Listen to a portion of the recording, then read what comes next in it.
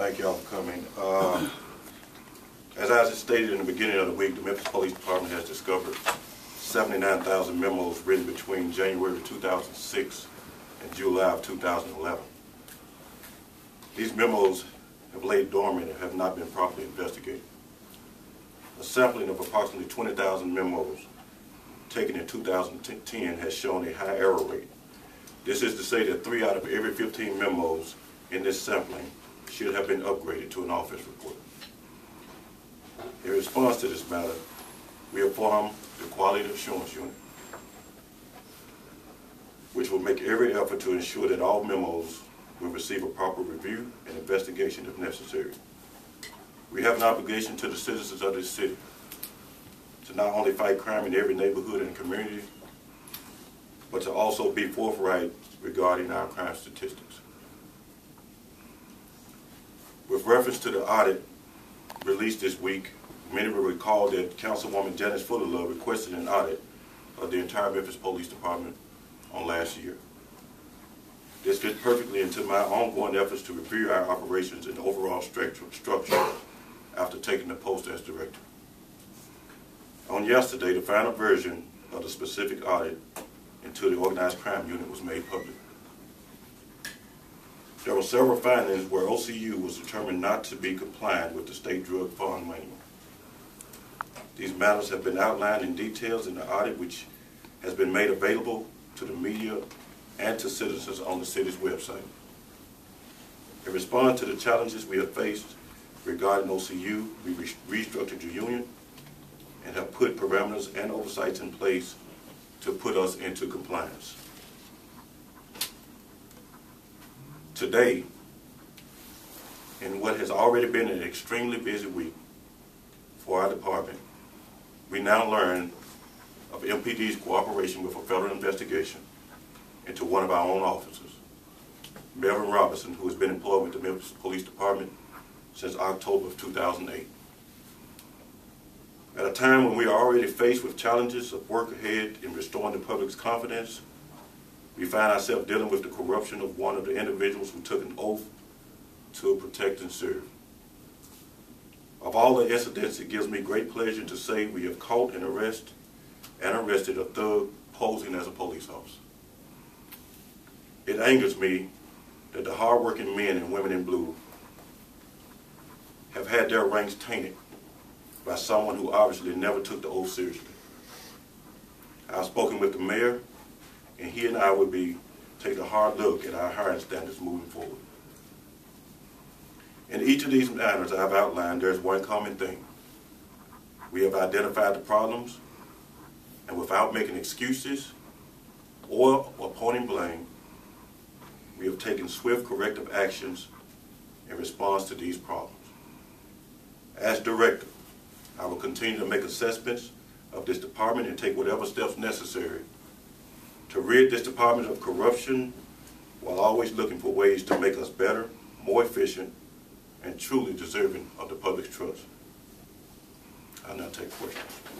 So the Quality Assurance Unit, that's something new? Yes, well, it was actually started in October of last year. Okay.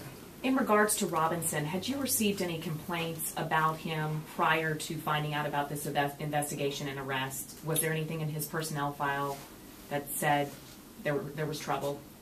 He was under investigation by our Toney's Badge Bureau. How long had he been under investigation? I can't tell you how long he's been under investigation. And was it regarding drug allegations? There was some ongoing investigations that I can't go into right now. In reference to any specifics regarding that particular investigation, I have to refer you to the U.S. Attorney's Office. What brought upon that investigation by your Toney Bureau? Again, I can't get into the specifics of it. Anything regarding the specifics of that particular case, you got to give it to the U.S. Attorney's Office. How frustrated are you? I'm pretty sure, because it seems like every day is something different. It's been a tough week. It's been a very, very frustrating week. However, moving forward, we feel like we've done what's necessary to correct all the problems that we have, and I'm very, very optimistic that in moving forward, it's going to make us a better department. Can you tell us anything about Robinson? Have you met him before? Can you tell us about who he is? I don't know him personally. I've never met him. What about the street value on the drugs? The court documents say it was about 10 kilos. Can you tell us how much that means? You look at approximate street value of probably $300,000. Does it anger you, I guess, even more that he was on duty, in uniform, in a squad car? You know, what angers me the most is that when you're going through the hiring process to become a police officer, probably 1 out of every 100 actually make it through the process and get hired. And then to make it through the academy, if you start an academy with 60 people, probably you're going to graduate 30. And to go through all of that and to be blessed enough to get through the process and actually make it through the police academy, it's apparent to me about a short time that he's been a police officer, that he never intended to honor his oath that he took. So again, I basically say that we had a thug posing as a police officer. Does he have any family members that work for the department that you know of? Not that I know of. Anybody else? Director, if I may, please, sir, going back to the quality assurance program that you're going to institute, can you elaborate a little bit on what you're going to do that's different? Now all of our memos are reviewed by the quality assurance unit. While reviewing them, they make a determination as if further investigation is warranted. If it is, it's forwarded to the respective bureau. Our non-investigative reports are also reviewed by the quality assurance unit. So we feel like that we put the correct parameters in place to improve our processes.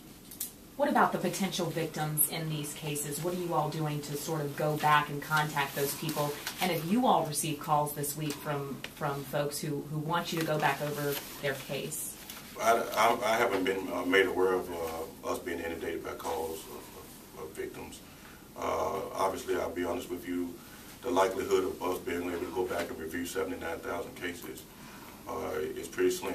I mean, you can imagine the staffing problems that would cause me.